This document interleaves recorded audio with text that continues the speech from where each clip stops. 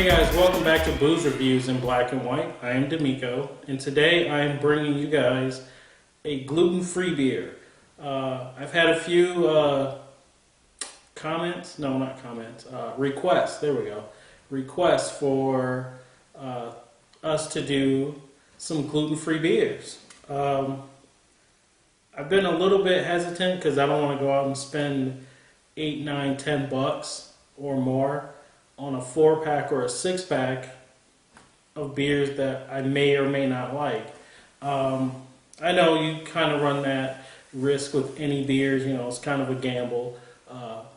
But gluten-free beers in particular have kind of gotten a bad reputation.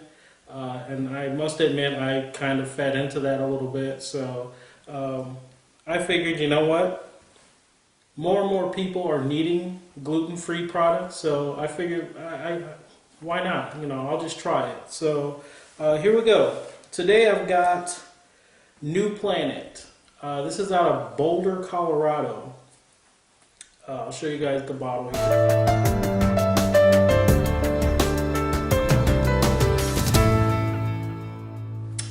So we have New Planet Off the Grid Pale Ale. 5%, yes, 5% alcohol by volume.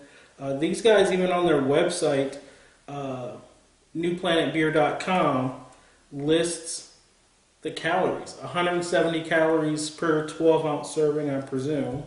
If you care, I don't, but whatever.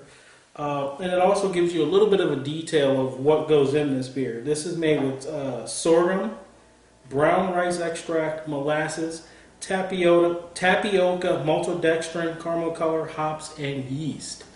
So they are excluding the wheat, the barley, the rye. Those do contain gluten. I believe wheat contains the most gluten though, at like 80,000 parts per million, something crazy like that. And I know gluten intolerant folks have to stay under 20 parts per million, as far as I know. And some people are even more sensitive and can't have any at all, which you can imagine them trying to eat or drink anything that we kind of take for granted. One note though I did want to say just before I started, I was reading something that Corona can be considered gluten-free. It is under that 20 parts per million mark because it's mostly rice and corn. I did not know that. I do need to kind of find out a little bit more about that, so don't run out trying to buy Corona if you're gluten intolerant. But yeah, the company Modelo does not claim anything to that nature. They don't claim to be gluten-free, so just so you know, it's just random readings on the internet. So if you believe everything you read on the internet, give it a shot. I don't know. Let me get into this. I'm going to smell this here. Actually, you can see that I poured it already. Actually, you know what? Let me show you guys the color and what the head looked like when I poured it. Here you go.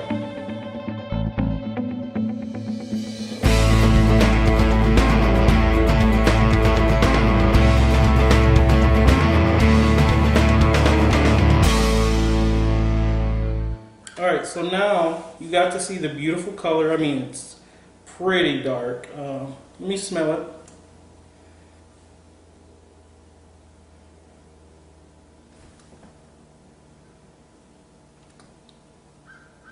You know, it's aromatic, it's floral, it's pine resiny, you know, hoppy, a little bit of citrus, but that's pretty much it. You're not getting any maltiness or anything like that, and I believe it's because of the sorghum. You probably want to, I mean, if you guys are really interested in sorghum, I would look it up. I know very little about it, other than it's much bigger than we expected, that I expected, of a grain that's used worldwide even. You know, a lot of poor countries are, I mean, they use that to survive on, you know, just like we kind of depend on corn here in the United States, corn and wheat, it's grown worldwide, shipped all over, used for many different things: fuel, food, animal feed, everything. There's some like 25, 30 different species of it. It's kind of crazy.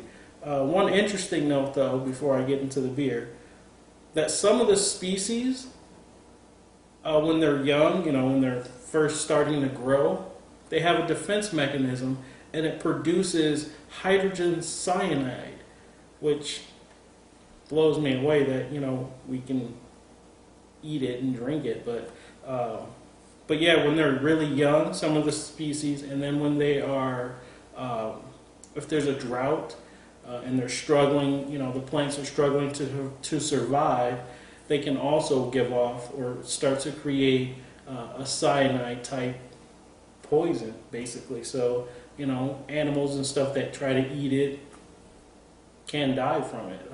Just a very wild, interesting note. I apologize if I'm rambling. Let me give us a taste.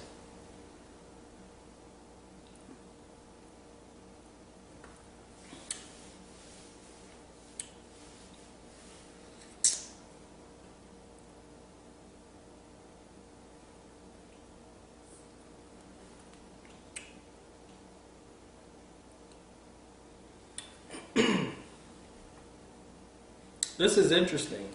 I have had a couple of different gluten-free beers in my past here, but this is completely different.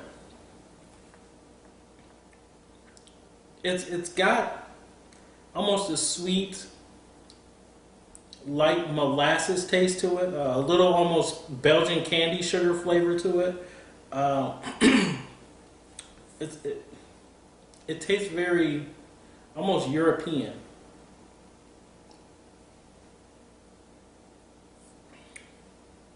It's a lot lighter body, a little more carbonation than some of the European beers, but it's got that almost dense sweetness character to it.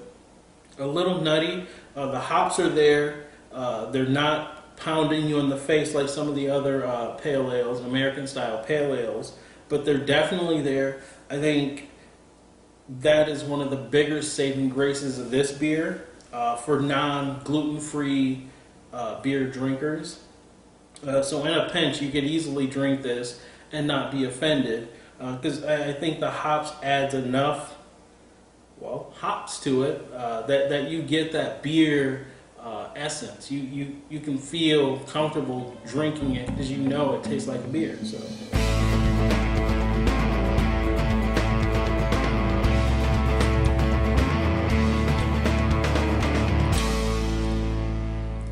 Yeah, it does. I mean, the sweetness is still kind of coming through pretty strong. Not like a sweet beer or a fruit beer or anything like that. It's more. It's almost like it's been brewed with molasses, and I believe that's how they have to do the sorghum. Sorghum bicolor is use the sorghum syrup or sorghum molasses in the brewing process, I believe. I know that they do make, they're starting to bring out home brewing kits, gluten-free home brewing kits, so you can buy the syrup and all that stuff with it, or the molasses, whatever you're calling it, and try to make your own. If you've tried to homebrew a gluten-free beer, please leave a comment. Let us know how that went for you. I mean, was it better or worse than some of the other products that are out on the market right now? I know one of the big brands is Redbridge, and I believe that's a Budweiser product. And speaking of Budweiser, that was also listed as one of the beers that could possibly be drank for people that's not as insensitive. So there are people that can tolerate small amounts of gluten, if that makes any sense. less sensitive. I think that's what I'm looking for. Can drink Budweiser apparently, but again, I caution you. Listen to your doctors or all that stuff, because I am not a doctor. I don't make any claims to be. I'm not a food specialist or any of that kind of stuff. So I just like to drink beer, and that's what I'm telling you. But these are just little quips and stuff that I read on the internet. Of course, the internet, take it how you will, grain of salt or whatever. If I have to rate this, to be honest, I think I can give this pretty decent marks and feel comfortable about it. I think a lot of you guys may come across it and try it, even if you don't have to. I suggest even trying a gluten-free beer or two, just to kind of see where everyone else is coming from. If you're believing the hype about it or the non-hype about it. I'd give this easily a 7, maybe 7.4 actually. I give this almost 7.5. It's good. I could seriously drink this if I'm at a party or a barbecue or something, and it's sitting in the cooler. Absolutely, I'd grab this and wouldn't think twice. I would definitely choose it over some of the other adjunct lagers, Bud, Miller, Coors, all that kind of stuff. Yeah, I don't know. Get at me if you guys have had some of these gluten-free beers, what you guys thought, and be honest. I mean, you don't have to be brutally honest. We're not trying to offend people, but yeah, if you guys could tolerate some of those, let me know which ones you guys had. I'll try to find them. But mind you, I'm not going to be running out trying to drop $10 and $15 on a 4-pack of beer. I mean, I got lucky and found a store that had gluten-free 6-pack sampler. So I got a few different beers in one little 6-pack sampler. And it only cost me like $9, I think it was. So that was awesome. I figured, why not? Not that gluten-free folk aren't worth the money, but, I'm not a baller, like I say. I'm a working man just like each and every one of you guys. So, yeah, with that said, I will pass it on to the next.